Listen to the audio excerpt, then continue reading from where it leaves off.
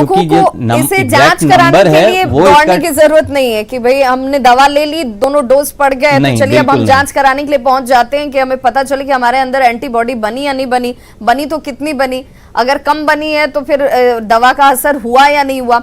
हमारे साथ एक कॉलर जुड़ गए हैं इस वक्त, किरण कुमारी मुजफ्फरपुर से हमारे साथ कॉलर जुड़ी हैं। किरण, आप अपना सवाल पूछिए। जी, मेरा सवाल ये है कि मेरे पतिदेव का उम्र 75 ईयर्स है, वो एक्सरमेट 500 और एम्ब्रोकाइन 5 mg लेते हैं रोज एक ठो। अब हमको बताइए कि क्या वैक्सीनेशन अभी तक उन्होंने नहीं लिया है, वैक्सीनेशन से पहले मुझे कोई टेस्ट कराना चाहिए या क्या करना चाहिए? क्योंकि काफी एज है, मैं अकेले रहती हूँ, हम लोग डरते हैं, इसलिए पूछ रहे हैं। जी डॉक्टर ए के झा, आप इन्हें जरूर सजेस्ट कीजिए कि इन्हें क्या करना चाहिए। इन्हें दो समस्या है, एक है हाई बीपी का जिसके लिए एम्ब्रोकाइन लेते हैं और दूसरा है शुगर का जो है एक्सरमेट जो ले रहे हैं, और उम्र भी है 75 वर्ष। तो तीनों ही जो है वो कोमॉर्बिडिटी वाला चीज है, मतलब जो है जिनमें जो है हाई प्रायोरिटी ग्रुप जिसको रखा गया है टीकाकरण अभियान में, तो इन्हें तो वैक्सीन जो है पहला ही जो आया था ये वर्ग जो है जिसमें हुआ था टीकाकरण, उसी में लगवा लेना चाहिए था। ब्लड प्रेशर वाले मरीज को, ब्लड शुगर वाले मरीज को, उम्र जिनका 75 वर्ष है, तो इन्होंने तो देर कर दिया। खैर अब भी जो है ये अविलंब अपना जो है टीकाकरण करवा लें और टीकाकरण में जो है अपने दवा को, उच्च रक्तचाप की दवा को, ब्लड शुगर की दवा को बंद नहीं करें।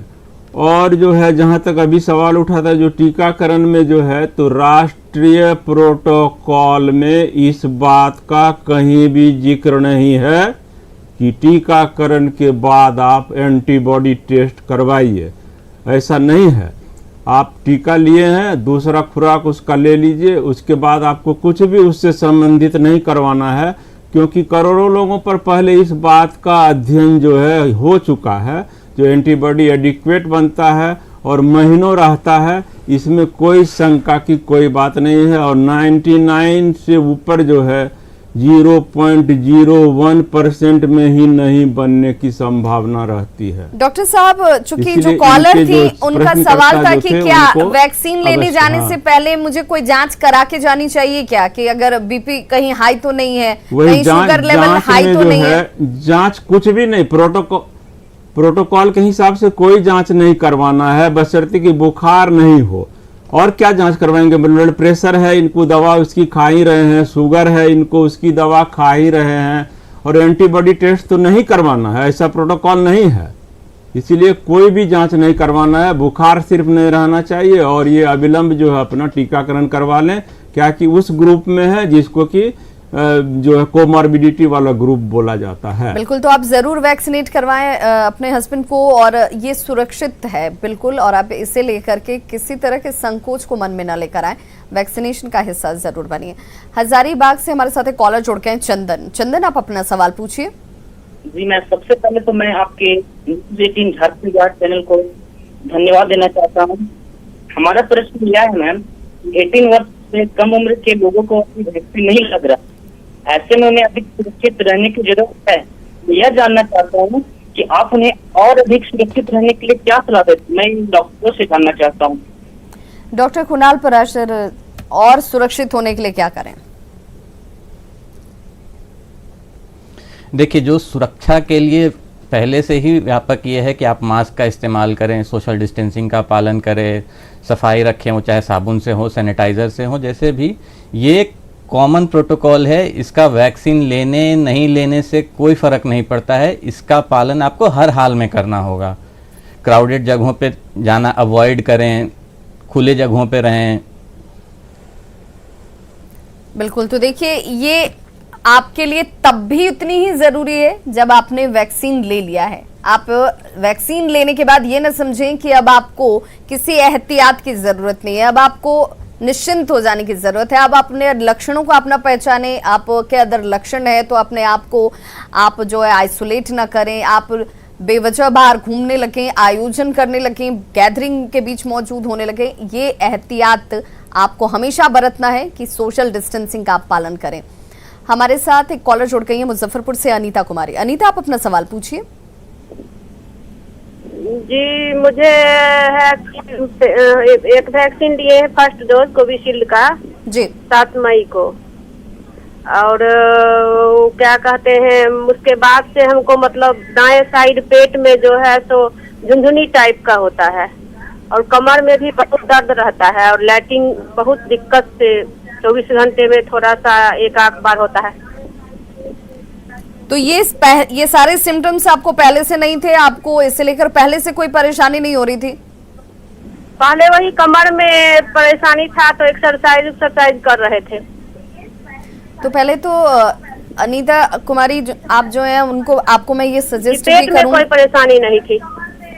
वैक्सीन से तो पहले इन चीजों का कोई संबंध नहीं है, ये बार बार डॉक्टर जानकारी के तौर पर रख रहे हैं। एक बार फिर से मैं आपसे कहना चाहूंगी कि आप निश्चिंत रहें, वैक्सीन की वजह से, आपने वैक्सीन की पहली खुराक ली, उस वजह से आपको कोई दिक्कत नहीं हो रही है। दूसरी चीज, अगर इस तरह की परेशानी आपके सामने है तो अब आप क्या करें? डॉक्टर टीना राय, क्या सजेस्ट करेंगे आप इन्हें?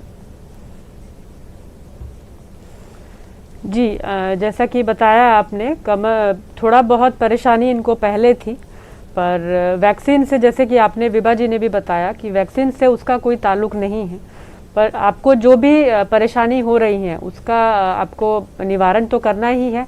तो जो भी सिम्टम्स हैं, जो भी है, उनको ध्यान से देखिए और उचित डॉक्टर के पास, जो पेट से संबंधित डॉक्टर हैं उनके पास जाएं, वो आपको उचित जांच बताएंगे, उसके बाद जो भी दवाइयाँ सब होंगी वो आपको बताएंगे। तो इसको हल्के में अभी ना लें, उसको आप जल्दी से जल्दी जाके डॉक्टर के पास जाएं और अपना इलाज कराएं। बिल्कुल डॉक्टर कुणाल पराशर, चूंकि कॉलर फोन जानकारी जब लेना चाह रहे हैं तो उन तक क्या इन्हें कोई जांच करानी चाहिए? कोई जांच इन्हें एडवाइजेबल है इस वक्त जिस परेशानी का जिक्र ये कर रही हैं?